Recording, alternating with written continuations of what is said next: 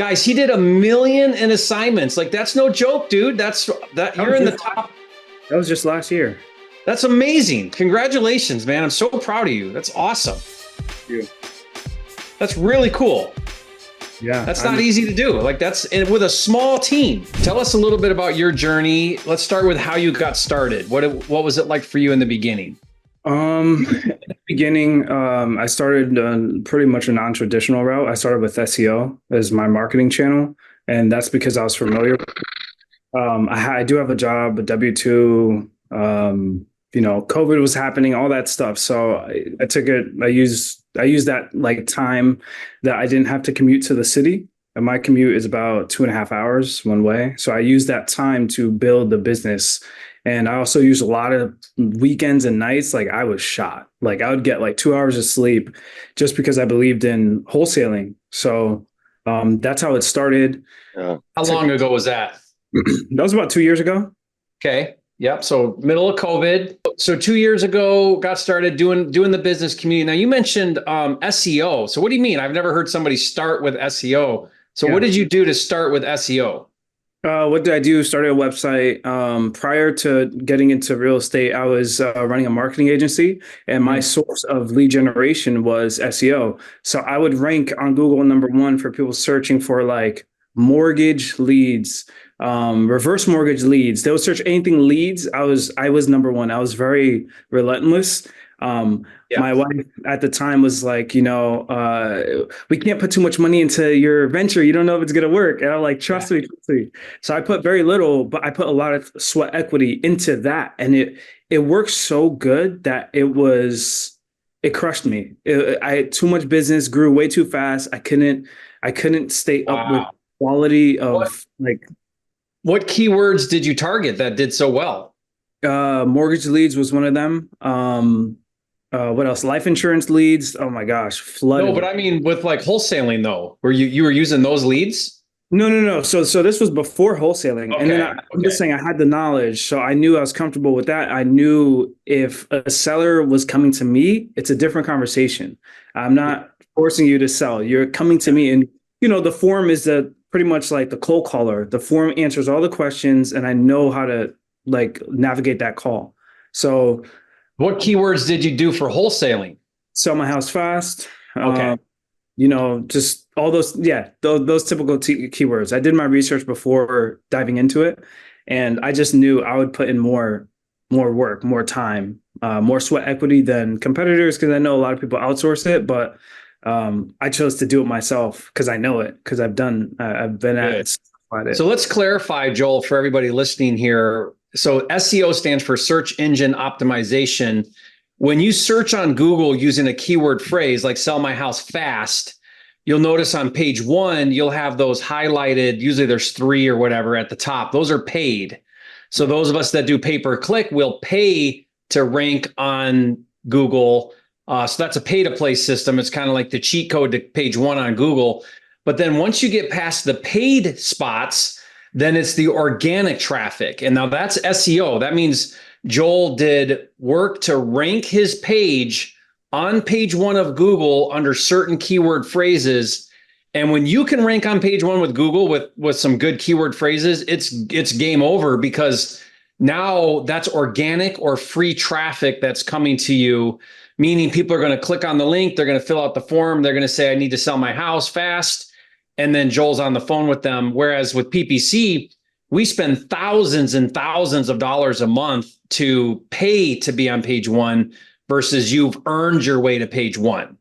Yeah. Now, we actually dedicate some budget every month in like my key markets to SEO. So we're paying someone, an agency usually, and they're doing all the things that you're doing to get your page to rank. So basically, Google's like, we're not putting you on page 1 unless you're relevant. And we define relevant as time and activity and reviews and all the things that they have. You're an expert at it, so you know.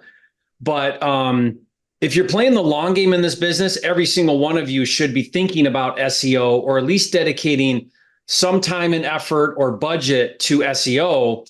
Because again, the day you get on page 1 on SEO under the right keyword phrases, you've just hit the jackpot. Like you've hit the gold mine, because Now you're getting leads without paying for them. Was that a good summary, Joel, of SEO?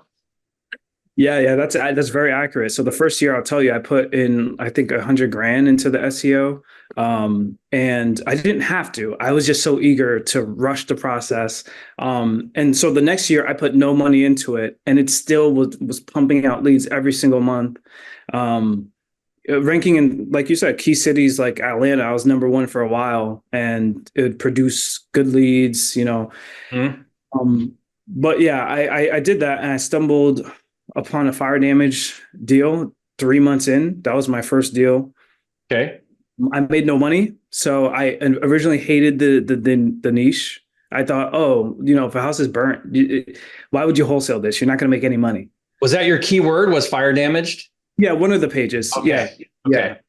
yeah. So you specifically targeted fire damage properties as a keyword. I did everything. I did a Okay. shopping approach, so code violations, probate, inherited houses, right? Because you never know what someone's specifically typing until you see it's generating leads. Then you get the data from Google and you go full force into it. Okay. And So you said you made no money, meaning you wholesaled it for break even, or what do you mean? correct. Okay. Yeah. Now, why? What was the benefit to still do the deal at break even? To deliver. Just Right? see it through. Yeah.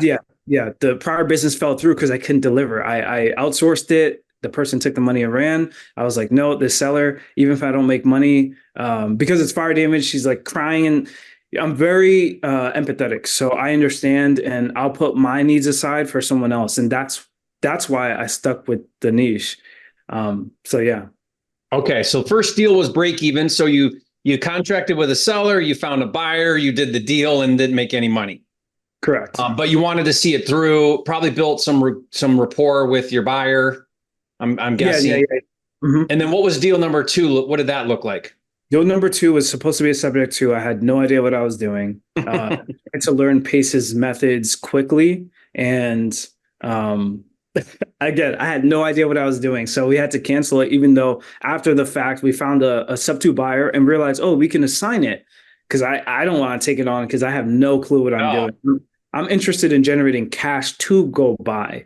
Good.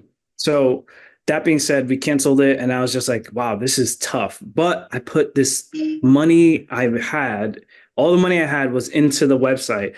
And my wife is like watching me, like, you said we're gonna, you're gonna do this through. So the way SEO works, the beauty of it is if you do it right, even if you don't get the results today, the search engines change and you can still keep ranking even if you don't put money into the site because you've done the hard work months ago. So that's what happened. I had no more money to put into it. Then the third deal was a fire damage deal.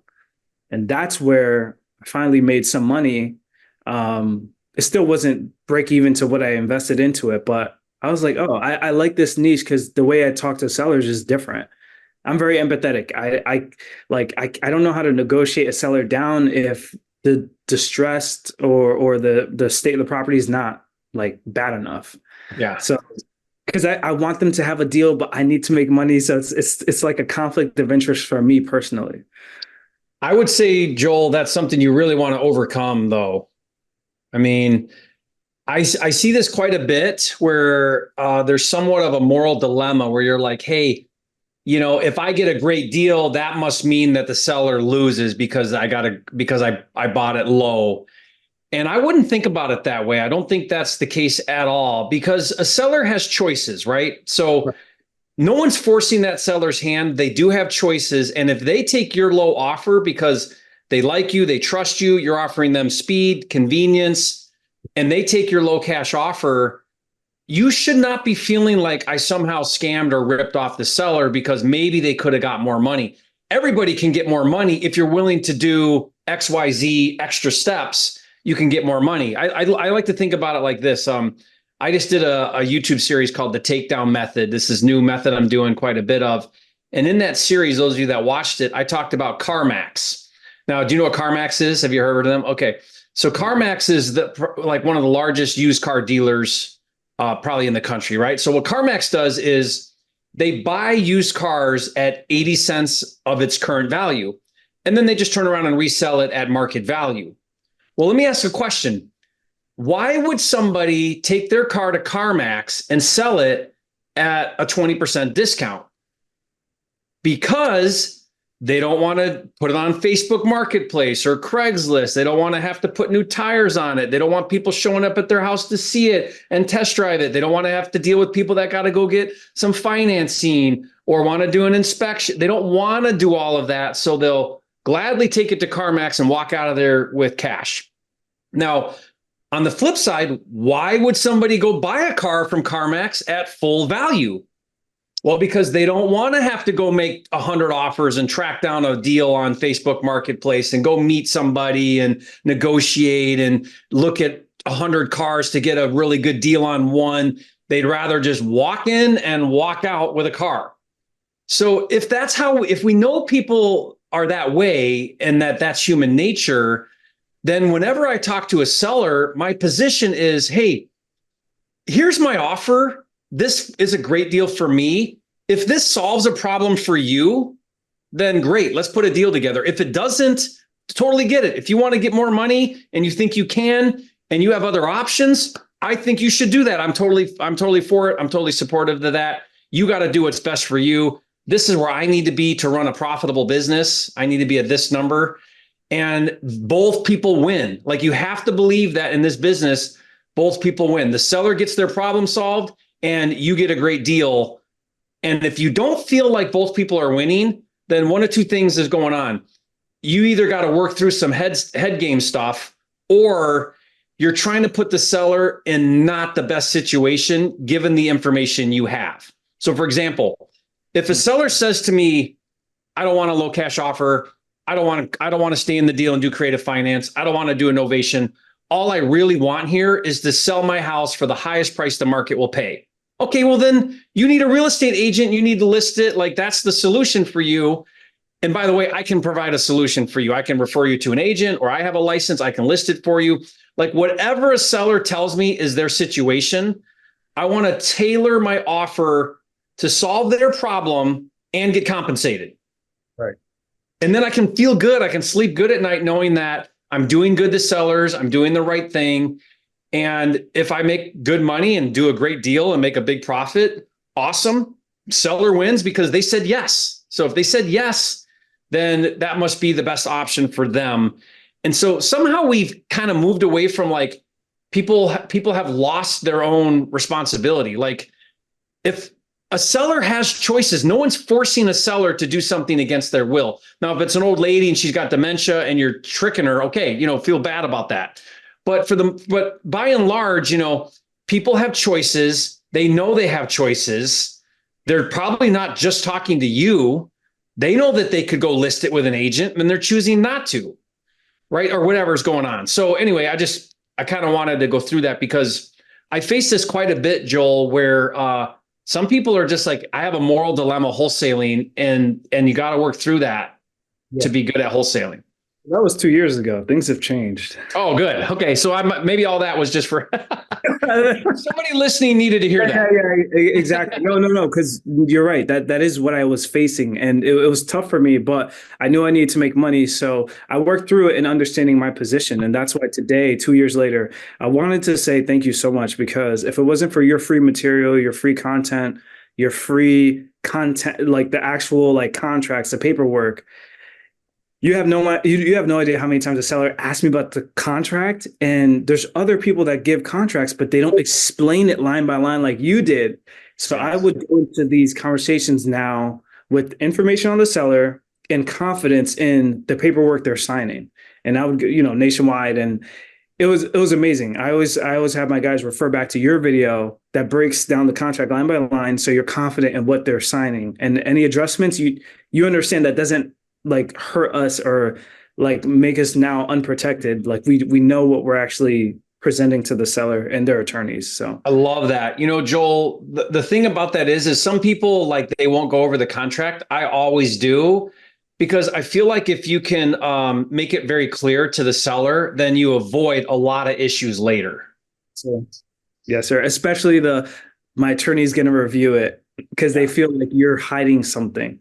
Yeah. So we even give them the contract a couple of days. I know it's against what other people say, but the way we win them is that rapport and that experience because we're niche down. So if we're one of the only ones that know what we're talking about, and we also lead with value. We tell them if this is not a deal, we're going to point you in many right directions for you. So the contract is That's now great. a blocker. It's never a blocker.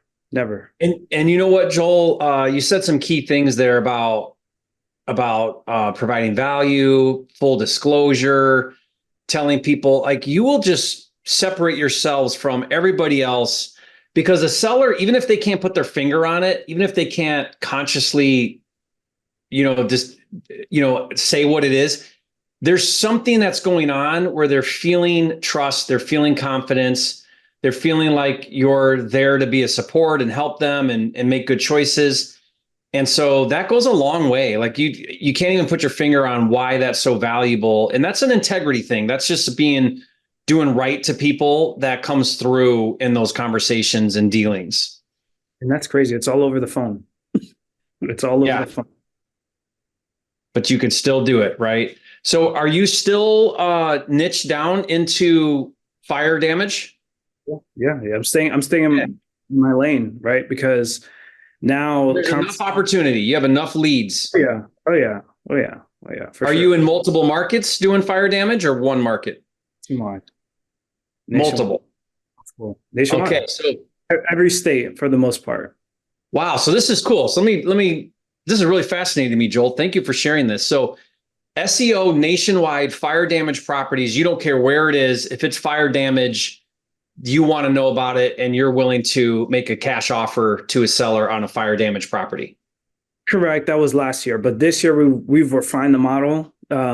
We're shifting. So this is why I follow you heavily because everything you're doing now is literally what the team we spoke about this months ago. We need to prepare for regulation by, either a private placement fund or lines of credit, and we have hard money relationships. We need to. The brand name is Fire Cash Buyers, right? So we need to now shift the mindset of wholesaling because what if it actually does hit every state and it is a bad thing? We want to stay in this business. It's presented so much opportunity, especially you have no idea. Some of these sellers, like they have no money and we've been able to bless them with the hotel, storage, and it doesn't like hurt us. We're like honored that you gave us a chance at a deal like this and making 5 figures, 6 figures on like the worst situation, and then they leave us a great review. Now, every other seller trusts us, and that's why the SEO is also important because you need to capture all that stuff from the beginning. Because so you're getting testimonials and reviews and yeah, because that when you put that on your site, that ranks really well with Google, right? Correct. And they do search, sellers search, and they tell us, oh, you're Lewis, you're the one they're talking about in the reviews, and they see these are in-depth reviews. The site has already gained their trust. Like once they get on the call, they give us a chance to either compete with other offers or they just no other offer. They're just going with us, literally. So it's. I know. And tell me your vision because you're exactly right with where my head is, which is I'm always trying to project 5 years down the road, 10 years down the road. I want a sustainable business. I don't want a business that works today and doesn't work tomorrow. And I also don't want to get caught with my pants down where something happens and I'm not ready for it and I'm blindsided. So that's where like I'm one of the few people that are actually willing to talk and have the hard conversations about regulation, where it's going, what it's doing, and the direction, not just where it's at today. Because a lot of people are like, oh, well, that's easy. I can get around that. I'll double close or whatever. And it's like, you're missing the point. The point is wholesaling is getting demonized as this bad thing. And what's the end game of these regulators? The end game is to stop it, not just regulate it, but to stop it. So, and we're starting to see it. So what does that mean? It means, let's keep doing it as much as we can, as long as we can. Let's do the things that we can do. But at the same time, if they came out today and said no more wholesaling anywhere, like you just can't do it ever again, what would you be out of business or would you be quick to pivot and on to the next best thing? I want to be ready for the next best thing. And that's what you're saying.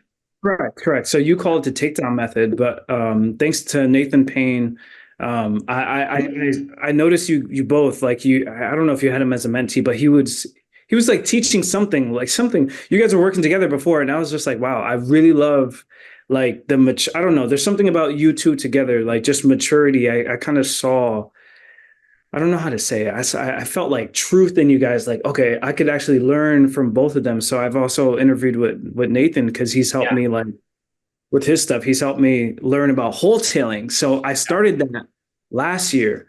Good.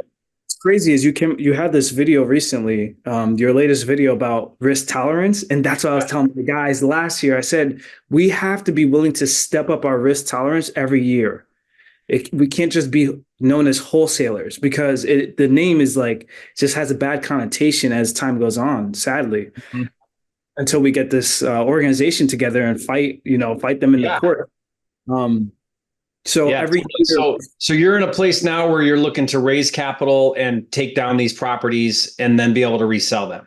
Correct. So right now, as of last year, we just hard money, the money we get from assignments, we save that. This year, we're moving over to like a line of credit model where we could get cash quickly, but ultimately would be like a small private placement fund with accredited investors. I'm not really into all that paperwork and scrutiny, but if the game is shifting and you really want to stay in it, you have to adapt. Like you said, you have to.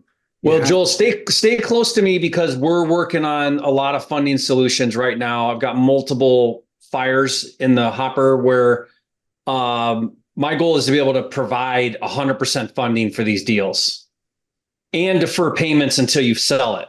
I know. I took notes and sending this to some hard money lenders, and I took notes, and I didn't realize that deferred payments is also a benefit. So I was like, oh, great.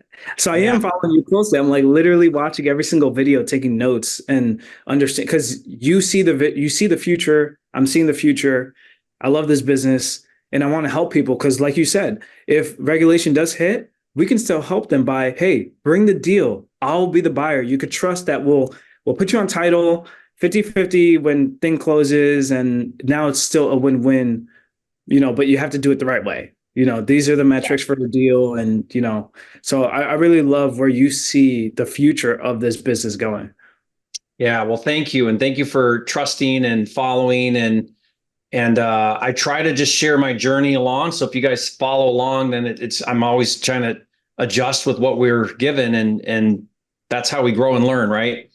So that's awesome. So what does the business look like for you today? What, like, as far as volume, how big is your team? Help people kind of understand what it looks like for you now.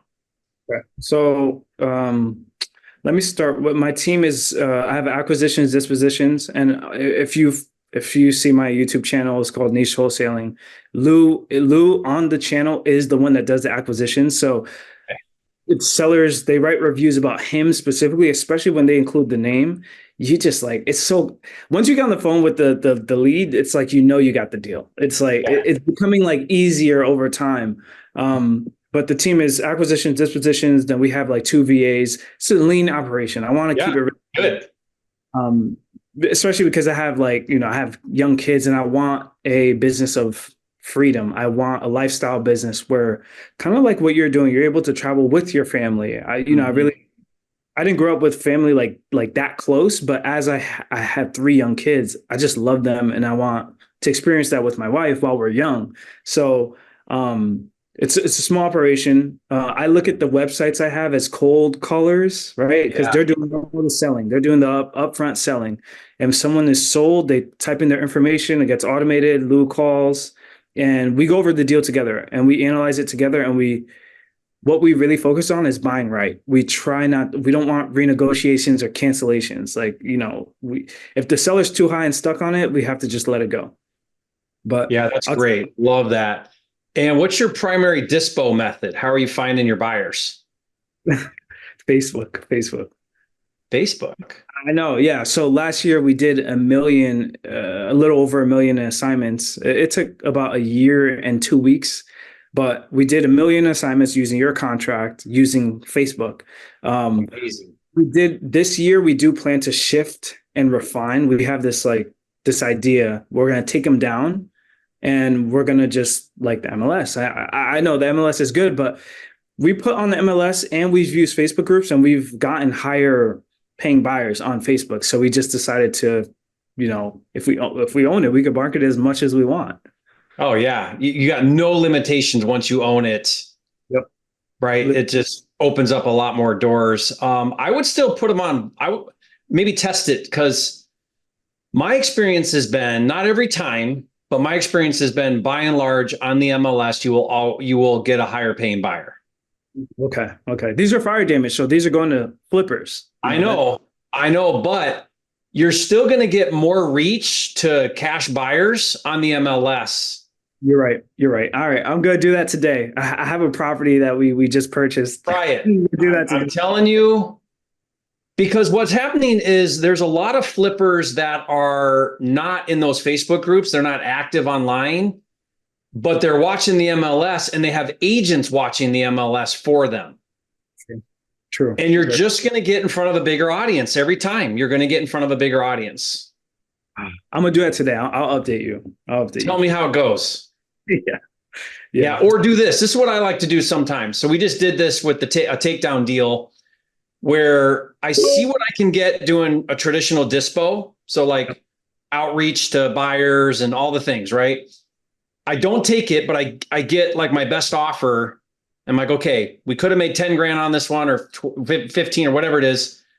I'm not going to do it. And now we're going to list it on the MLS and see what happens. And here's my rule. I don't know if you caught this in my series, but if on paper, so I pencil out my numbers, if I don't get at least double doing a takedown, then just assign it. So the takedown better pencil at 2 to 4 times more net profit. Otherwise, just do an assignment and be done with it. But if you can make twice or more taking it down, then do the takedown. How would you know? Are you doing it at the same time? Does your contract? No, you don't really know, other than, hey, I think the market would pay me. I think I could wholesale this for 10 or 15. But man, if I took it down, comps are telling me that I could relist this and sell it for 150. And after I net out my costs, I'd make 25. I think I can make 25 taking it down versus 10 assigning it. Yeah. You don't really know exactly unless you do what I just said, and you either get your best number and then try to do it and see where you come in. But my experience has been so far that in most of our takedowns, we're making double to quadruple what we could have done doing an assignment. Wow. After fees, after netting it all out. Yeah. That's amazing. That's why we like wholesaling. That's why all of a sudden now, think about this, Joel. What if next year you could do the same number of deals you did this year, but double or tripled your net profits? Oh my gosh. Yeah. Like what? There's no better way to move the needle than to do the same amount of transactions and make double the money. Like, you know what I mean? Yeah, exactly. Yeah. So a question here, Bruce, I saw here real quick, is the takedown only works off market to on market. So we don't do the takedown from on market to on market. That won't really work because it's already on market. It will work if, like, let's say it's listed for 250 and you get it for like 150, and then you put it back on at 2 or something like that, right? But for the most part, it needs to be data that no one's seen, properties no one's seen, that you got off market, you bring it on the MLS. It's a brand new property to the marketplace, on market. Yep. Okay. So Joel, that's really fun. I love what you're doing. And man, congratulations, guys. Leave a comment, say, Joel, you're flipping. Do you go by Joel? Yeah. Joel's you. Lucas is your acquisitions guy, right? Is that what we said? Lucas and Joel. No. I go by Joel and Lewis. His full name is Lewis. Oh, Lewis. Okay. So Lewis is your acquisition and you go by Joel. Oh, Correct. sorry. I've been calling you Joel. Sorry. So Joel, guys, he did 1 million in assignments. Like, that's no joke, dude. You're in the top. That was just last year. That's amazing. Congratulations, man. I'm so proud of you. That's awesome. Yeah. That's really cool. Yeah. That's not easy to do. Like, and with a small team. With a small team, with a full-time job, 5-hour daily commute. Yeah. Now, why are you not full-time in the business? Like, what's your reasoning? Because, there's I plan to, I'm working it out, but It's almost like a necessary evil. At least that's my personality, where that job the consistency of you got to get up at 5:45, and then you go to work and you realize like, I'm going to work realizing that like I don't want to be here forever. I'm looking at everyone else. It reminds me, okay, I got to keep my head down, focus, no shiny object. Sometimes we get like a wholesaler that says, oh, I have all these deals, I'll let you dispo it. And I'm like, no, take that to someone else. We're going to stay in our lane, wait for the opportunity, because we know SEO, PPC, we know all that inbound stuff works. And it helps me stay focused and grounded, right? So I set my family up. It's really about my family. If I didn't have the family, I would have left 2 years ago. But I want to keep them in the most like, it's like this some months, right? Some quarters even like it's dry. And then the next quarter is explosion of deals and profit. So that's why I'm still at the job. This year is a year of stability where we're hedging for this regulation. So because of that change, I can't just leave like until, I do have the savings, but I want to do more. I want to do far and beyond. Okay. Well, I mean, nobody can make that. That's an individual decision. Anybody watching this, everyone's going to be at a different level of like when it's time to go all in. I would just encourage you, Joel, to challenge maybe that. There might be some just fear there where here's a thought. I just want you to think about this. So here's what I did. I'll tell you my story and tell me if this resonates with you.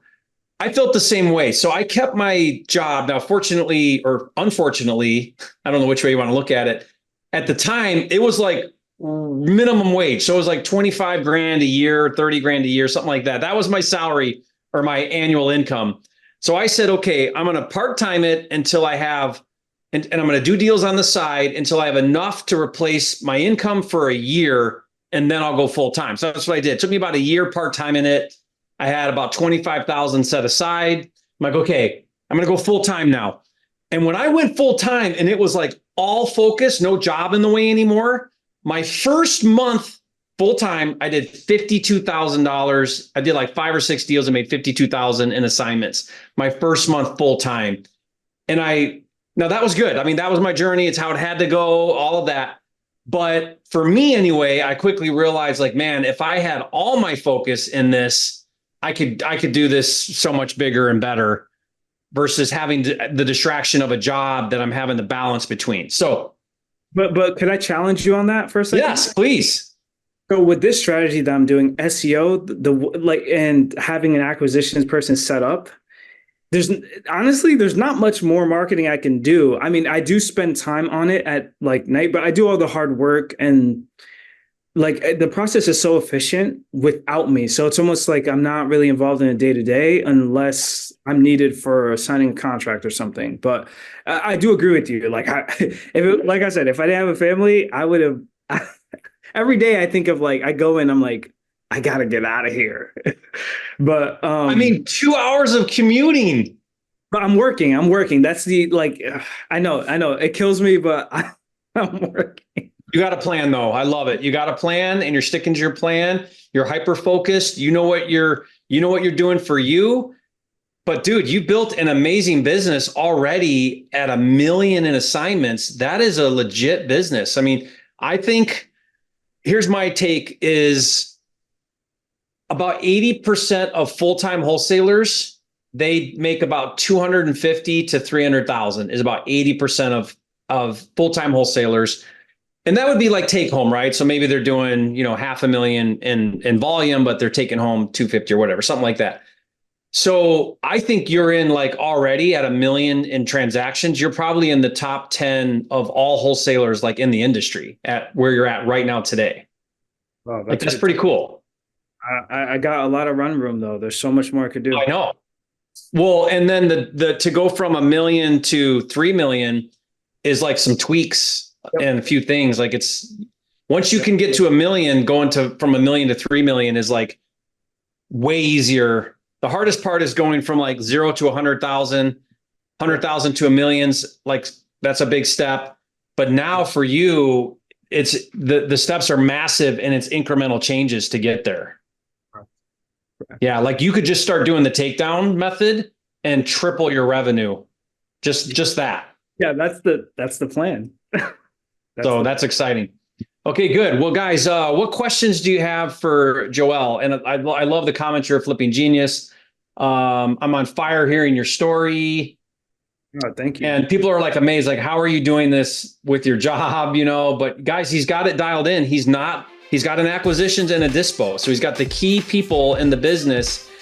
And then rather than having all these marketing channels, he's dialed in and figured out SEO with a very specific niche of fire damage property. So it's a unique model that he's doing, but he figured this out.